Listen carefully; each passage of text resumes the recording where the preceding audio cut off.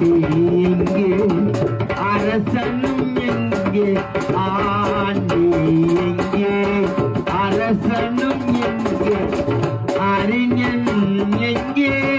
அசடனும் எங்கே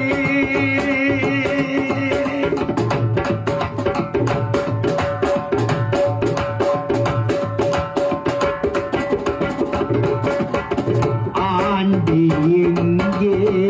அரசனும் எங்கே ஆண்டி எங்கே அரசனும் எங்கே அறிஞன் எங்கே அசடனும் எங்கே ஆதி போன பின் கூடுவாரிங்கே ஆதி போன பின் கூடுவாரிங்கே ஆகையினால் இதுதான் வாடிக்கான சமரசம்